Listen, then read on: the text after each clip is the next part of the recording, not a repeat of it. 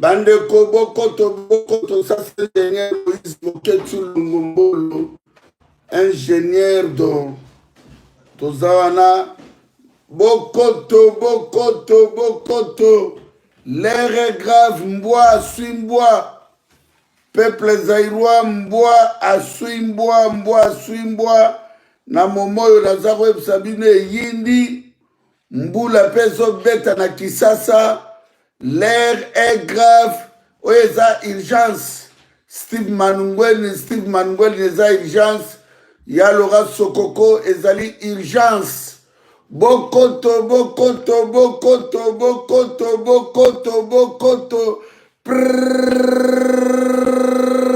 L'air est grave. Théâtre de chez nous, l'air est grave. Ezali urgence. Vital Kamerhe na prison ya Makala. Toyebite nini baje zobeta mametrobe kako développer yango. Il fallait na sala lobby Bokoto, mais comme les alliés information, urgence na kati ya mboka na biso, Vital Kamerhe na prison ya Makala na moma oyo. Bokoto. L'air est grave. L'air a sonné, il est temps, le peuple de Dieu. Vital Kamerhe na prison ya Makala. Vital Kamerhe na prison ya Makala. Bokoto Steve Manungweni. Bongisa basizo na yo. Message ya Laura Sokoko. Tomoni théâtre de chez nous. Théâtre na bango bazosala. Félix Etulolo. Aza figurant. Zokanda évité que na sima ya prison ya Vital Kamerhe. Ministre Vital Kamerhe tout bako démissionner bako kwesa ye Pongo Félix ye moko bako kanga ye na ba parlement na bako convoquer bako longola ye bomo na ba aventure ezoleka. Bokoto. L'air est grave, plus que grave. Mboa Aswimboa Niao Aled Bazoka Soso Amélie Essende. L'air est grave. Bokoto. Vital Kamerhe na prison ya Makala. Torolakisa bino besre ndenge zali. Le peuple de Dieu Wayambo information bozali na yango na momo na zobisa bino ville ya Kinshasa mbula ezobeta totiana no. Voilà.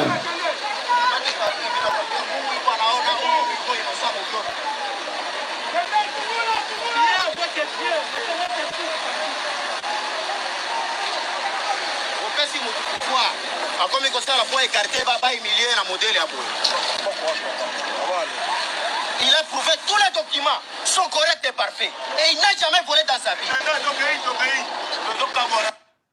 Bandeko Mboa Swimboa bolanda Vital Kamerhe na prison. Mobali na Mida Zezabel.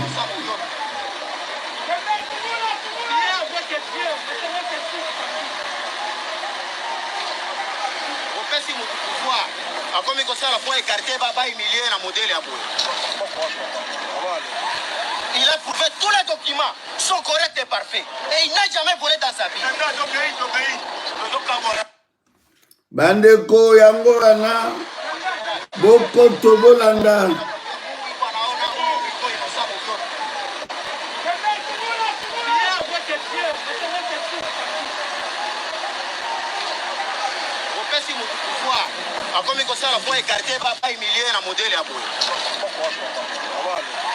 Il a prouvé tous les documents sont corrects et parfaits. Et il n'a jamais volé dans sa vie. Peuple ya Nzambe bolanda théâtre de chez nous. Boketu Wayambo le prophète de la nation. Na yebisaki bino makambo yo. Vital Kamerhe na Aridi Polite Kanambe. Basalaki 3 heures du temps na GLM. Basolola kinini. Bolanda bajo ndenge zosalema. Bolanda lisusu Vital Kamerhe na prison ya Makala.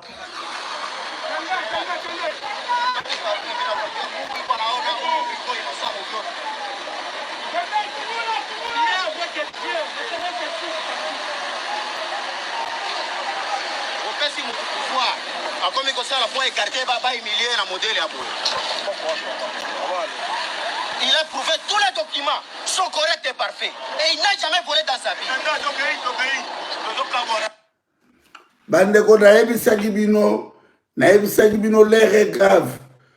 Bomoni bokoto na moment mbule beti na Kisasa blague te zobeta.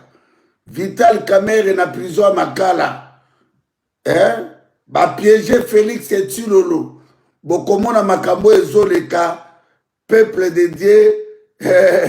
Keba na shiti ya sima ya Kanambe. Okomona ba ministre ya Kamerhe bako démissionner et puis coup d'état ekosalema. Félix nde moto akosambwa. Bandeko na ngai tala plan na bango basalaki bolanda lisusu nalingi bolanda po wayamba ya aka na koloba pamba te botande bata Kamerhe bazolila toleka.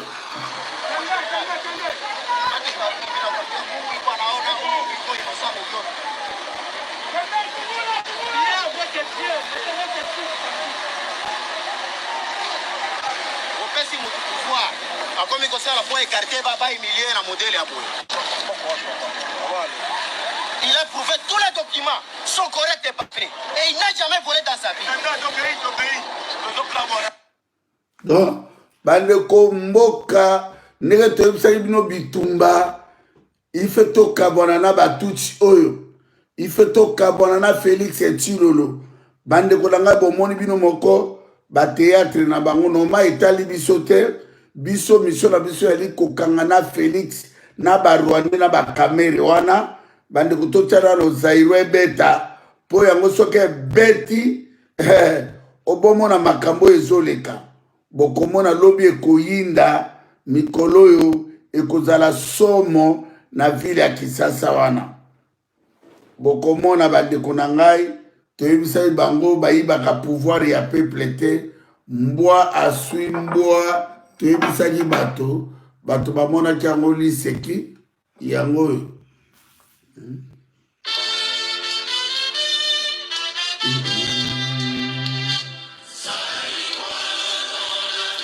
sako.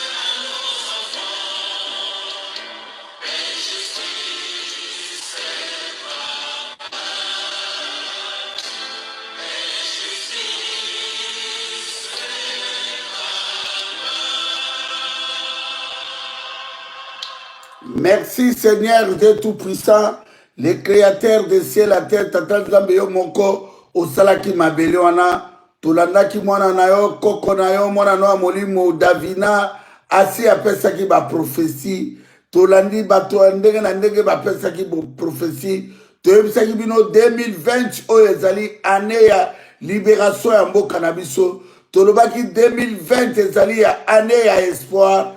Tata Nzambe yo moto salaka océan na mwanda yo moto salaki fleuve Congo yo moto salaki laki Tanganyika yo moto salaki laki ya Mai Ndombe laki Tumba laki Kivu laki Mpakune Bila yo ndo opesaki biso ba richesse wana Tata Nzambe mokili ya Kanambe na Félix et Tshilolo na ba théâtre ya ba Kamerhe mokili wana ife kufa na 2020 tobeleli mwana na ya likinda mwana na Dawidi oya tambola ki likolo ya mai alamwisaki raza Seigneur Jésus-Christ le roi d'Isaïe le roi du monde les yeux bleus oyo atambola ki likolo ya mai apesaki bato biloko na isobe Seigneur Jésus to déclarer mokili ya Félix et Tshilolo na mokili ya Ridi Polite Kanambe na batuchi ife kufa na 2020 Papa Kimbangu, merci mingi. Na bitumbo tuyo bundaki Papa Kimbangu. Na 1921, bakangi oke na katango salaki 30 ans na prison. Na 2021, Papa Kimbangu zoko kisa 100 ans depuis oktikaka mabele ya bakoko na ona makati ya Zaïre. Papa Kimbangu to déclaré mokili ya batuchi ya ridi polite kadambe na Félix oya banga ki kokota na mozole na o na kameri fe kufa na 2020 baliana eyinda ba immeuble bukana to déclarer makila na o Papa Kimbangu makila Patrice Ebeli Lumbumba makila Ale Moloto makila ya Arma Tungulu makila Floribert Chebeya na Fidel Bazana makila ya Rosimu Kedechibanga Monseigneur Katariko Thérèse Kapangala Eric Bolokoloko makila Dani Boteti makila Général Ngwala Pazuna na Bekazwa makila ya Passer Lukusa makila ya Cédric Nyanza makila Mamadunda la Nambuza Mabe makila Masasu na Lisasu Ngandu makila Ale Moloto makila Kacha 28 mort na Maluku makila Bandeku na Kasai na Yumbi na Ituri na Bunia na Beni na mama yemu na balopitalo nyoso na kata Zaïre ba makila batezo tanga ba inosa tata Nzambe to déclarer dans 2020 oyo mokiliari di polite kanambe na Félix il fait ba boma na bango pona armée ya Babylone ekota pona kosilana na batuchi na tricher oyo Félix Tshilolo oyo ezali urgence na lekia na urgence pona koyebisa peuple na yo ke tant ya distraction esili tant ya esclavage esili ekomi tant ya koagir pona kosila na Félix Tshilolo na Barwandais ba théâtre na bango etali biso te. Merci Seigneur Dieu tout-puissant, merci Seigneur Jésus, merci Papa Kimbangu, merci bakoko na biso, merci na ba mama Tipavita na mama Nosanzo, merci beaucoup. Bokoto, l'air est grave, l'air a sonné. Peuple zaïrois, tous les capotes Sabino, bon mobiliser bande konangai. Vaccin on est allé dangereux bande konangai. Vaccin on est allé très dangereux. Diaspora yo vanda na Paris na France. Bozo mona makambo pamba. Bozo ba téléphone na bino. Oya yebi azali diaspora zaïrois. Au vanda na Paris na France, na Belgique, na Suisse, na Allemagne, na Luxembourg, na Hollande, na Canada, les États-Unis d'Amérique, na Londres, na Grande-Bretagne, na Israël, na Tunisie, na Algérie, na Maroc, partout ba diaspora bozali, bozolo nangai, na Espagne, na Italie, Norvège, Suède, Danemark, Autriche, Australie, partout ba Zaïrois bozali, bozwa ba téléphone na bino s'il vous plaît. S'il vous plaît ba Zaïrois. S'il vous plaît. Nazo senga bino s'il vous plaît. Bobenga bandeko na bino bazwa vaccin anate. Na kote la bino sa soupe a boyi vaccin na mboka na ye. Na kote la bino esre ya sasungesu. A boyi vaccin na Brazzaville. Bande konangai obozali na Brazzaville na Pointe-Noire na Gabon na Angola na Luanda na Mokila ya Loga Sokoko na Côte d'Ivoire na Cameroun na Zimbabwe Zambie Malawi Mozambique partout bozali na Togo na Benin na Kenya na Uganda na Tanzanie. Mes frères utiliser ba portable commune par commune na ville ya Kisasa, région par région. Bobenga bato na Équateur, bobenga bato na Bazaï, bobenga bato na Sud Kivu, Nord Kivu, na Kasai occidental, Kasai oriental, bobenga bato na Kisangani, na Kindu Maniema, na Kinshasa, na Équateur, na Katanga, bande kuna biso bazwa vaccin anate. Na kotela bino extrait ya président Sassou bola na ndenge aboyi vaccin wana na mboka na ye bandeko na ngai. Bolanda bozela nazwa yango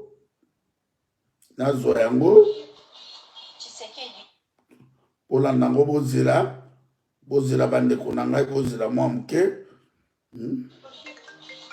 Pose là.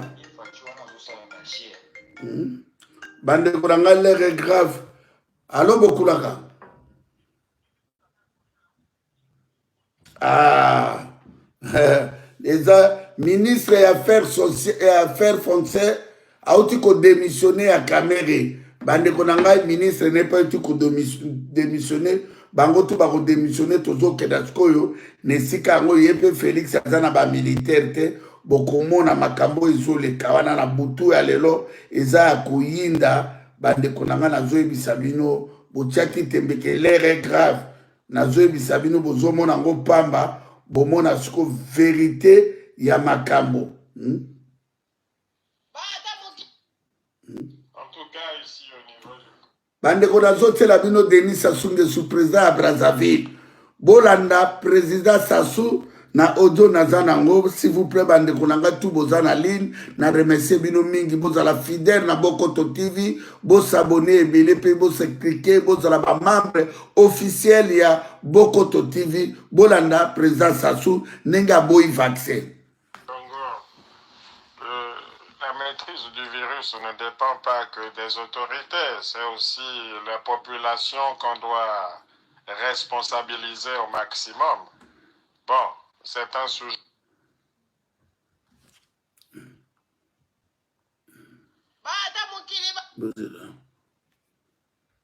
En tout cas, ici au niveau du Congo, la maîtrise du virus ne dépend pas que des autorités, c'est aussi la population qu'on doit responsabiliser au maximum.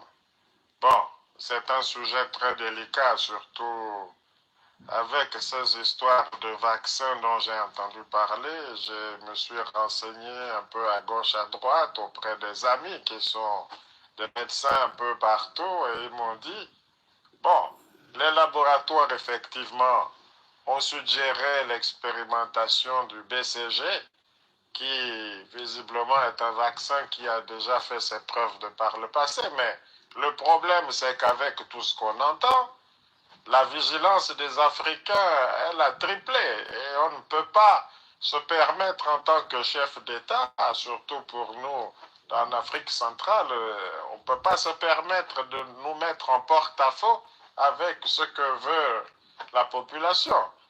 Au niveau de Brazzaville ici, en tout cas, c'est hors de question. J'ai déjà dit, il n'y aura pas de vaccin ici. S'il faut recourir à la médecine traditionnelle, on le fera. Hors de question qu'on accepte les vaccins ici. Bande konanga boyoki Sassou Nguesso aboyi vaccin na mboka de Brazzaville. Bande konanga l'air est grave. Bande konanga ya Kinshasa l'air est grave. Soki ba meki koya ko vacciner bino Félix allait 130 et quelques millions de dollars. Bande konangai soki docteur Muyembe o meki ko vacciner peuple ko kita na balabala. Toza ko bengana na Félix na Barwandais et toutes les façons l'air a sonné. Bande konangai bolanda encore président Sassou pour vous comprendre très bien.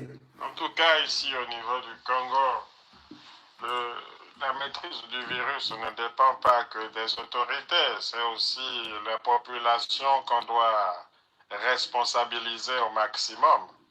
Bon, c'est un sujet très délicat, surtout avec ces histoires de vaccins dont j'ai entendu parler. Je me suis renseigné un peu à gauche, à droite, auprès des amis qui sont des médecins un peu partout, et ils m'ont dit, bon, les laboratoires, effectivement, ont suggéré l'expérimentation du BCG, qui visiblement est un vaccin qui a déjà fait ses preuves de par le passé. Mais le problème, c'est qu'avec tout ce qu'on entend, la vigilance des Africains, elle a triplé. Et on ne peut pas se permettre en tant que chef d'État, surtout pour nous en Afrique centrale, on ne peut pas se permettre de nous mettre en porte-à-faux avec ce que veut la population. Au niveau de Brazzaville ici, en tout cas, c'est hors de question. J'ai déjà dit, il n'y aura pas de vaccin ici. S'il faut recourir à la médecine traditionnelle, on le fera. Hors de question qu'on accepte les vaccins ici. Bande Kodangai, boyoki wana président Denis Sassou Nguesso aboyi vaccin a préféré bazongela ba médecine ya bokoko na bango yango to déclarer soki Félix lokola lembongo wana 135 millions de dollars c'est plus ndeko na ngai a utilisé docteur Jean-Jacques Muyembe pona bali ya mbongo bazwa ba vaccin wana ezoka ba comprimé pona ba vacciner peuple na biso to peuple fa kitana balabala peuple bandeko na ngai nazako na leki awa il faut te protéger bandeko na biso mes frères il faut te protéger bandeko na biso zaïrois et zaïroises bandeko na ngai bana mama na ngai o ezali temps ya pardon te temps ya analyse te temps ya vigilance te na leki awa na nkombo ya peuple zaïrois bandeko bobenga bandeko na biso soki bameki vaccin tokokitisela bango 5 millions de zaïrois bakanga barwandais na maboko bakanga Félix na maboko mboka epanzana tokoki koaccepte te ndenge tovandi boye. Oui, allô Mutombo. Allô, naza en direct. Oui, Olobinini, pour la zone directe. Ok, merci, merci, merci, merci. Bande Konangai, l'air est grave. L'air est grave. L'air est grave, plus que grave. Oezali, tant il y a distraction, te Bande Konangai. Bande Konangai, nyoso bozola nanga na 4 coins ya planète. Oezali, tant il y a distraction, te le peuple zaïrois. Peuple zaïrois, tout la bino. Extrait yande konabiso o na boko to TV o alobi makaba vaccine tolik mbote na bande konyoso na sali mo vidéo oyo vraiment noki pona ko partager yango na ba nde konabiso ba congolais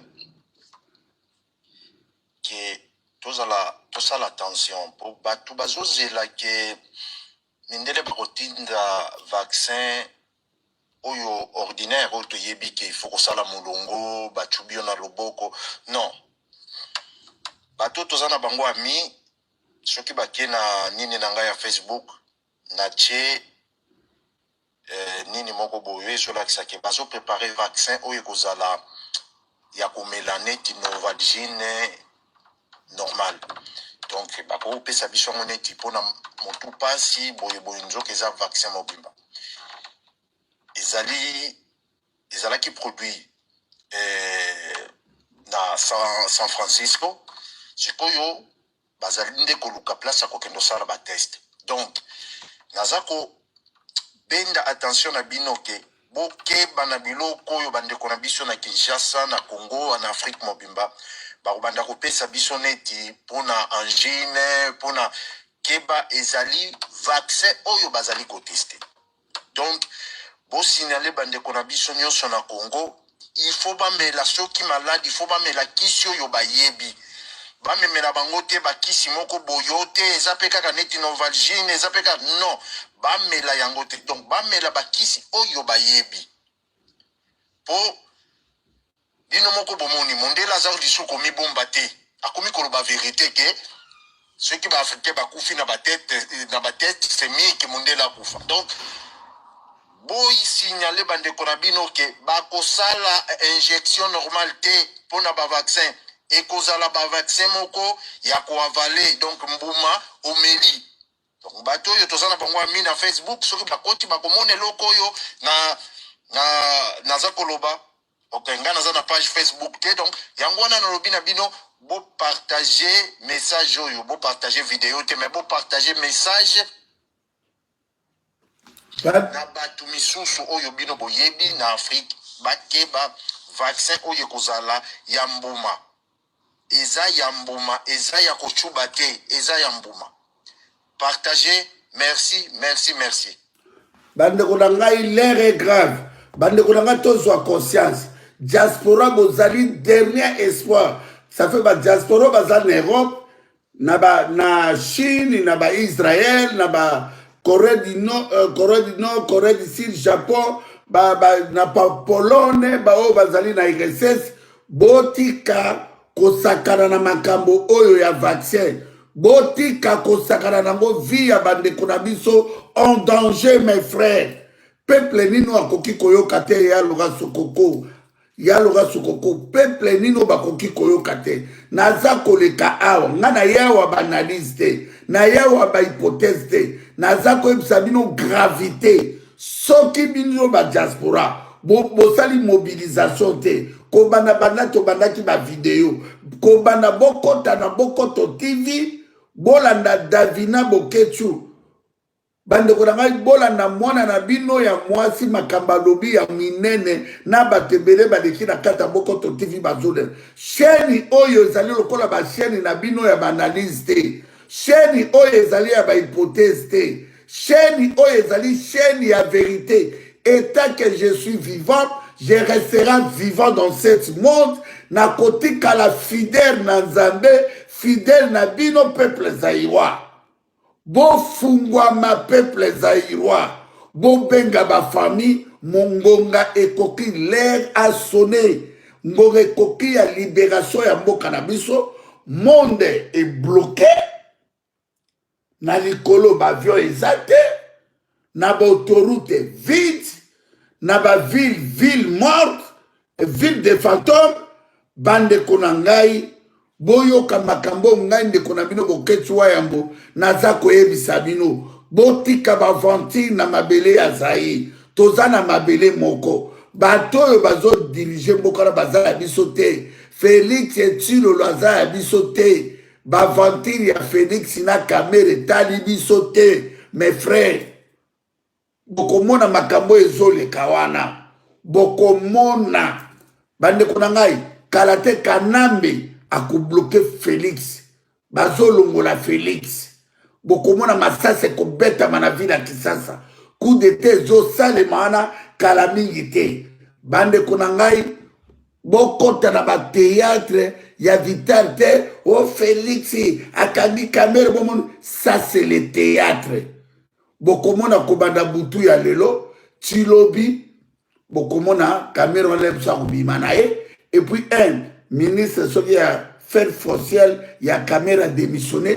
ba ministre tout ba ko démissionné ya caméra ba ministre ya caméra tout ba ko démissionné ba ministre de ba ko démissionné kanamba koya Janine Mabundu ba ko bengana Félix bola bokomona na Alexis Tam Mwamba état que président Sénat bakotindika ye assigné aux transitions basali bakamuna bango ba voter loi moko na makamuna bon de toute façon ma théâtre na bango etali biso te ngonga na biso ekoki mes frères ngonga na biso ekoki ya komi libéré ya ko libérer mboka na biso bande korangai na sepeli même ba joueur na biso pe baleki ba boyi vaccin wana na Bokoto TV baza na kati ya Bokoto TV bango tu baza na kati ya Bokoto TV bandeko na ngai to mekotia pe ba joueur na biso bomona bango tu pe bana kati ya Bokoto TV toke na ba joueur na biso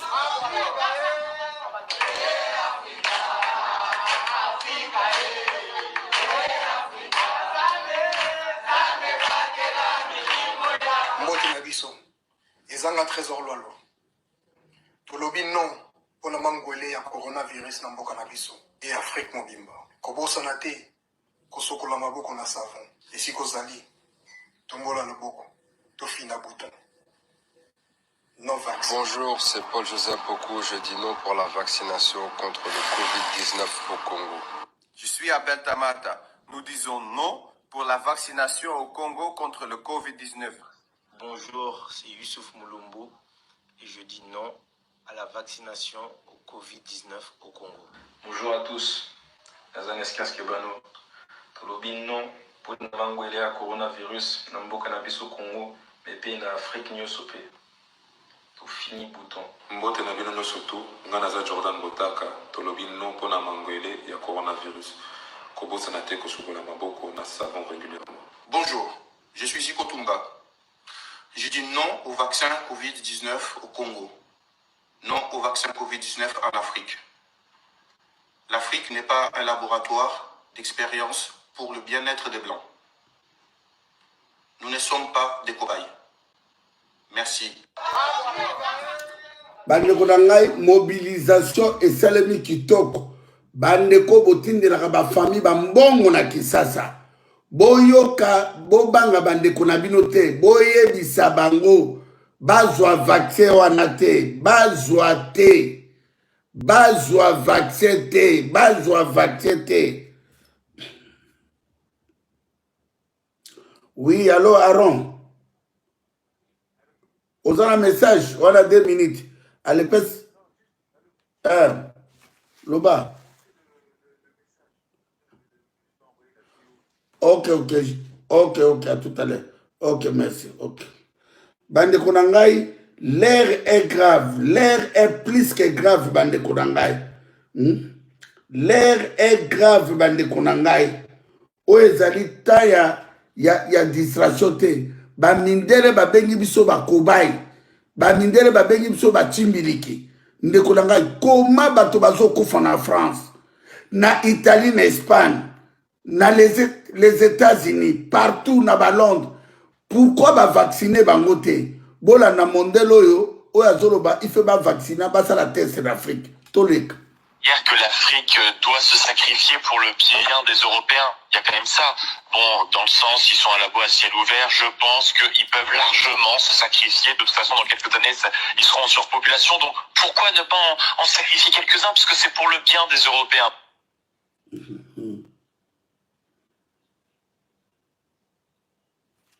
Ndekolanga Bolandi. Bolanda Lissous. Que l'Afrique doit se sacrifier pour le bien des Européens. Il y a quand même ça. Bon, dans le sens, ils sont à labo à ciel ouvert, je pense qu'ils peuvent largement se sacrifier. De toute façon, dans quelques années, ils seront en surpopulation. Donc, pourquoi ne pas en sacrifier quelques-uns? Parce que c'est pour le bien des Européens. Bolandi, monde dans le cas de la France 24 à l'Obiboui. Il faut qu'on sacrifie l'Africain pour te le belé, pour la bière. Il y a des Européens. Donc, il fait Félix et Zoba, il est très moutou, mounène, le col STK. Il y a docteur Mouyembe, Bandimi, Bazouambongo, 135 millions de dollars pour Nabak Boma Bandeko. Non. Oui, ma fille est bien aimée Davina, ce qui nous a à quoi agir. Peuple zaïrois. Bolani nenge mon négité si boyo ki ango bien. Po biso bazairwa toyo kakanati toyo kite. Bola na mondelo nenge lo bife ba sacrifier bolinga te moto tu baza témoin. Yo mama, yo tata, yo ndekuva daga na poto, olova da kotala ka ba théâtre, olova dotala ka makamba papa benga bato baye oyebi tia crédit sauver milingo ya bato. Ba vacciner ba soki ba meki bato ba kitira nzela bola encore mondelo. Que l'Afrique doit se sacrifier pour le bien des Européens. Il y a quand même ça. Bon, dans le sens, ils sont à labo à ciel ouvert, je pense qu'ils peuvent largement se sacrifier. De toute façon, dans quelques années, ils seront en surpopulation. Donc, pourquoi ne pas en sacrifier quelques-uns? Parce que c'est pour le bien des Européens. Bah, de grave. Eza grave, ya Laura Sokoko. Eza grave, ya Laura Sokoko. HM, hôtel de monnaie, eza grave. Ça, c'est la fin du monde. Yo Félix, Zoba, d'hôtel Mouyembe, Soko Zoyo Kate, au père de vie na yo, au père de vie à entourage na yo, au père de vie à banana yo. C'est le moment à Tossi la lana Félix et Tilolo, le peuple de Dieu. C'est le moment à Tossi la na Félix et Tilolo. C'est le moment où jamais. Ouais, Moutombo. Oui.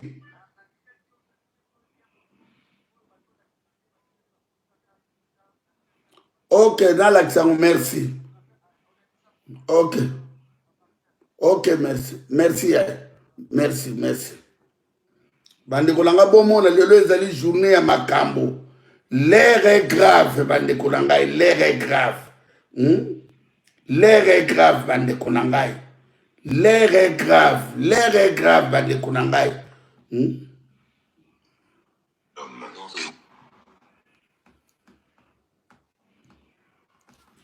Bandeko. Élaboré, je crois, à partir de reins et de sang de chimpanzés et administré à plus d'1 million d'Africains au Congo belge, au Rwanda et au Burundi entre 1957 et 1960, correspond si précisément aux premières apparitions du sida qu'à mon avis, nous sommes en présence du chemin par lequel le virus du chimpanzé est parvenu jusqu'à l'homme. L'ancêtre du VIH est aussi un virus de singe. Et Curtis fait le rapprochement avec une campagne de vaccination polio au Congo.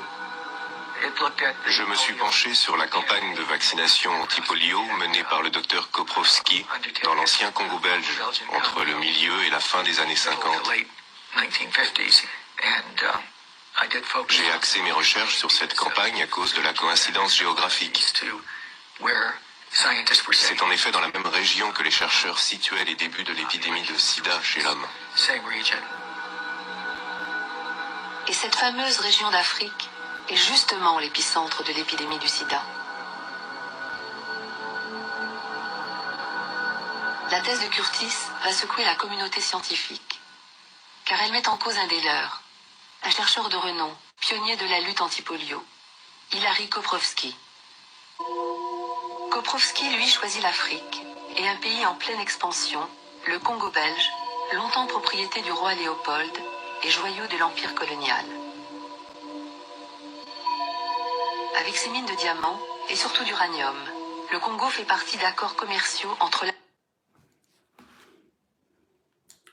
Ndeko na ngai ezali grave. Ouais, Bokune. Oui. Oui. Nayebi yango toyebi. Ok, merci. Ok. L'Amérique et la Belgique depuis la Deuxième Guerre mondiale.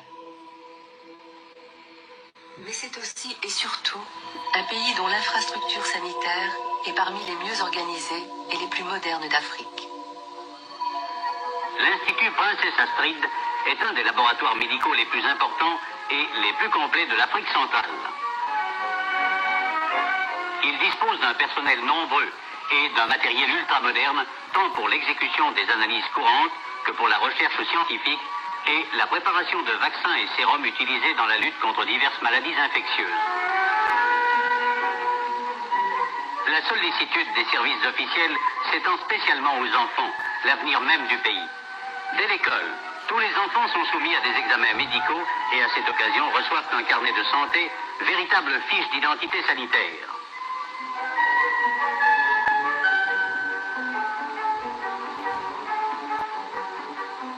La traçabilité était donc parfaite et faisait de la population indigène un merveilleux outil d'expérimentation.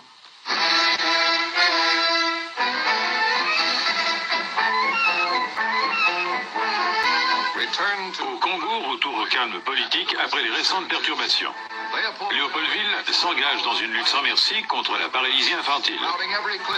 Les hôpitaux sont pleins à craquer de mères avec leurs enfants, lesquels se verront administrer par voie orale contre ce fléau qui frappe les jeunes. Il s'agit d'une préparation à base de virus actifs mise au point aux États-Unis par le docteur Hilary Koprovski de Philadelphie. À la différence de notre célèbre vaccin Salk, celui-ci n'est pas injecté. Et si l'on en juge d'après la facilité avec laquelle les enfants l'acceptent, ça doit être bon. Hilary Koprovski est allé au Congo et il a pris des gens qui avaient fait l'objet d'abus et de mauvais traitements, qui avaient été, si je puis me permettre, victimes de l'expansion coloniale depuis près d'un siècle.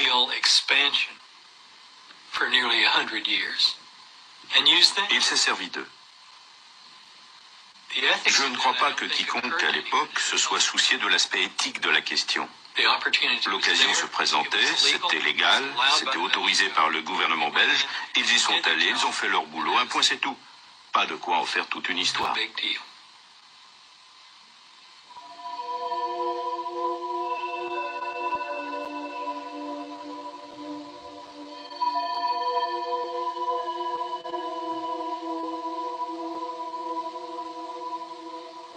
Sabin et Koprovski font leurs expérimentations au même moment avec à la Food and Drug Administration.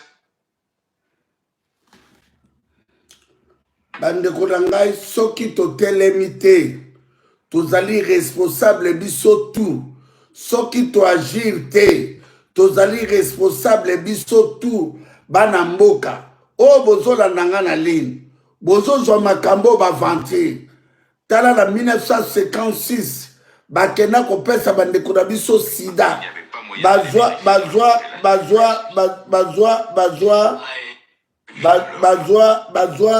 bazwa makila ya makako batia yango na nzoto na biso sida oyo na 1956 mes frères na 1956 bozolanda nga bino tout dans la face du monde bozozwa bavantire ya makambo nazoyebisa bino lelo tofungwami lelo tokoli bandeko na ngai coronavirus ezoboma ba millions de Français les millions des Américains yo Félix Tshilolo bourrique un illettré tout na yo vagabond bozo sala ba théâtre na bino Félix on parvenir kondima yo na docteur Jean-Jacques Muyembe pour na bon vaccin ekosimba te vaccin wana ekosimba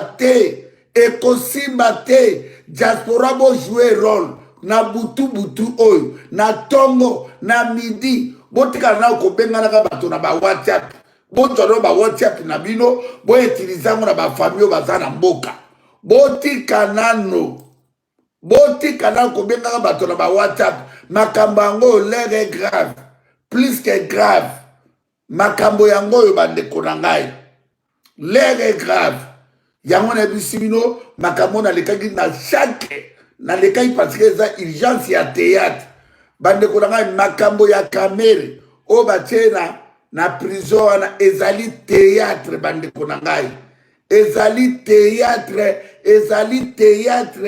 o bazosala bandeko na ngai botikala déterminé na makambo ya vaccin tango balianaki bapouvoir na bango bolie 1 euro te jusqu'à présent botika kosala baanalyse nga na lekika na yebisa bino ke ezali théâtre de chez nous ezali théâtre mes frères et sœurs théâtre tozala focaliser na libération ya mboka na biso tomi libéré bazaïrois peuple nino bakoki komi libéré te ya Laurent Sokoko peuple nino bakoki kozala déterminé te c'est ça la réponse bande konangai merci beaucoup na lekaki kaka pona mobiliser bino tosuki awa nzambe ya batela bande ko tuboza na baline tokutani après demain na lekaki kaka pona bisa bino ke to mobiliser bato pona vaccin makambo ya Félix ezali théâtre et talibisote. Merci à toi ya Laurent Sokoko grand frère propre nzambe ya batela yo